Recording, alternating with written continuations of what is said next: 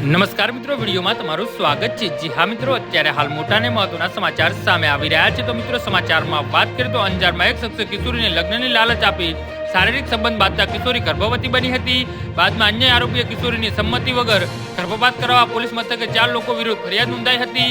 અંજારના રેલવે મથક પાછળ આવેલા એક વિસ્તાર ગત તારીખ 1/1/2024 થી 21/6/2025 દરમિયાન આ બનાવને અંજામ આપવામાં આવ્યો હતો। જી હા મિત્રો, અત્યારે હાલ મોટા સમાચાર સામે આવી રહ્યા છે।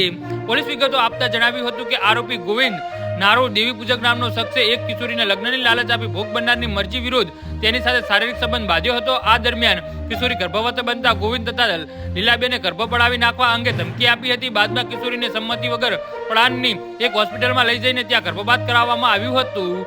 જી હા મિત્રો, આ બનાવ અંગે પોલીસે ગોવિંદ, લીલાબેન, સોનાબેન તથા કાયદાના સંઘર્ષમાં આવેલા એક કિશોર સામે ફરિયાદ નોંધી આગળની કાર્યવાહી હાથ ધરી હતી।